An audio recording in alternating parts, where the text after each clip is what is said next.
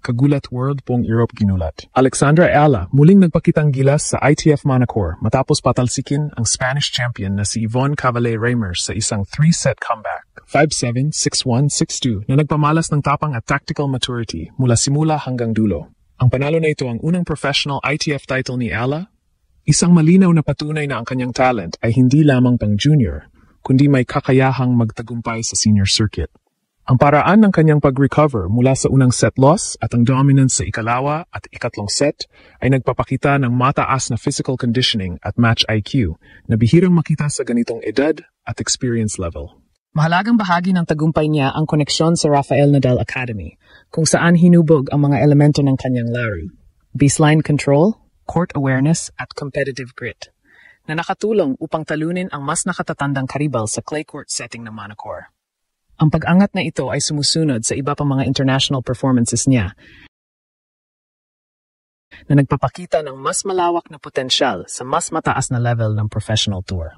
Para sa tennis ng Pilipinas, ang panalo ni Alexandra sa Manacor ay hindi lamang trophy. Ito ay isang mensahe. Ipinapakita nito na may homegrown player na kayang i-convert ang junior success sa professional wins at kumatawan sa bansa ng may paninindigan sa European events. Ang kanyang determinasyon, skill, at ability to adjust sa laban ay nagpapakita ng kahandaan niyang makipagsabayan sa mga mas malalaking torneo sa hinaharap.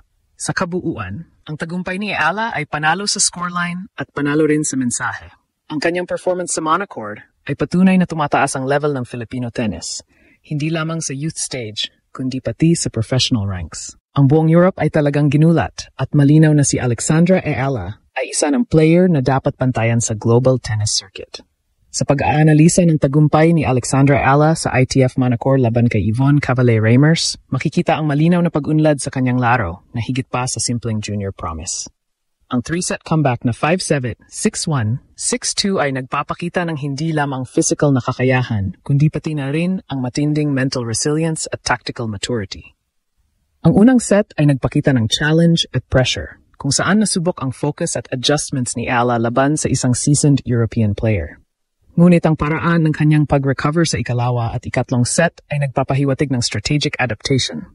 Nakabuo siya ng mas agresibo at consistent na baseline game, mas matatag na serve patterns at mas maayos na shot selection na nagbigay daan sa dominante niyang performance. Ang kakayahan ni Ayala na makabawi mula sa set down ay isang indikasyon ng advanced match IQ para sa kanyang edad. Sa international circuit, lalo na sa clay courts tulad ng Manacor, ang kakayahang mag-adjust sa pace at spin ng kalaban ay critical.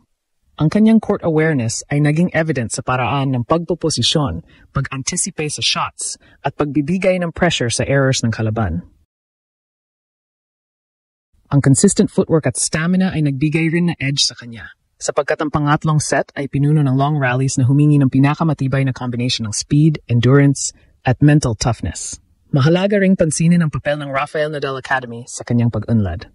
Ang training environment na nakatuon sa detalye, strategic preparation at competitive exposure ay malinaw na nagpakita sa kanyang laro. Controlled aggression sa baseline, timely approach shots, at precise shot placement.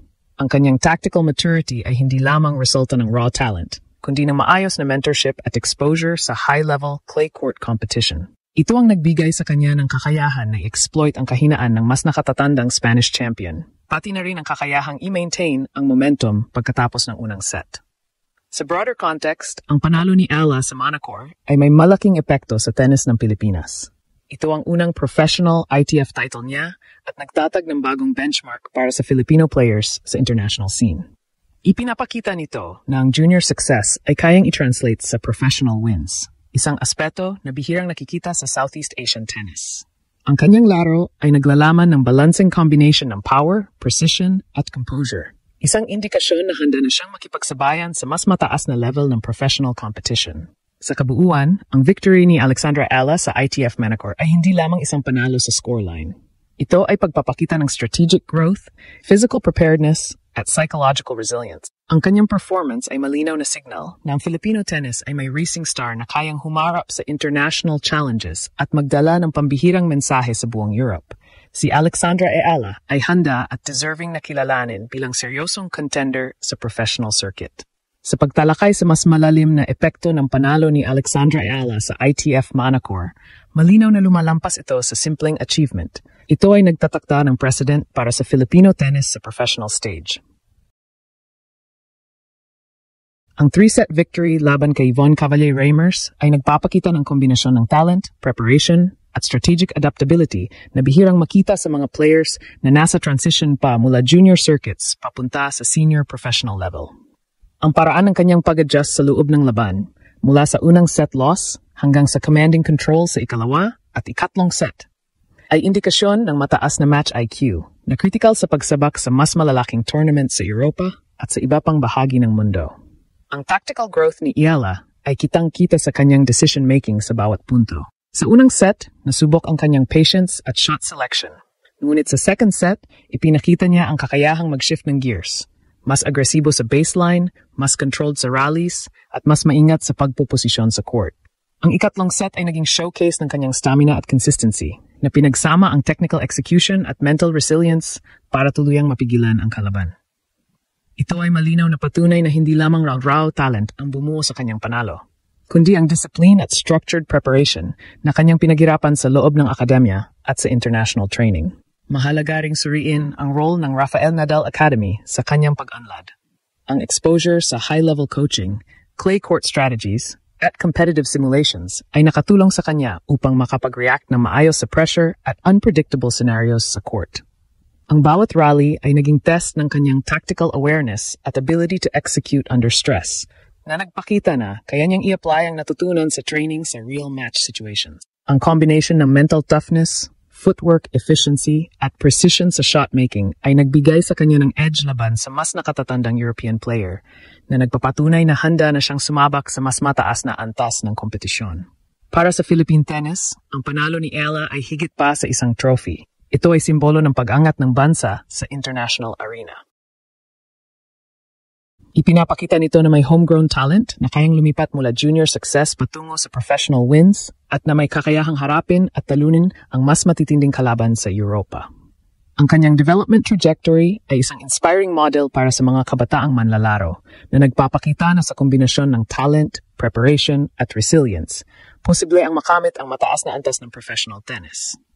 Sa kabuuan, ang panalo ni Alexandra Ayala sa ITF Manacor ay hindi lamang milestone sa kanyang career. Ito ay mensahe sa buong mundo na ang Filipino tennis ay may rising star na dapat bantayan. Ang kanyang pag-angat ay nagpapakita ng kahandaan, consistency, at potential na lumaban sa mas mataas na antas ng kompetisyon. At malinaw na ito ay magiging stepping stone para sa mas marami pang international achievements. Sa bawat laro niya sa hinaharap, makikita ang kombinasyon ng skill, intelligence, at resilience na nagbigay sa kanya ng katanyagan at respeto sa European tennis circuit.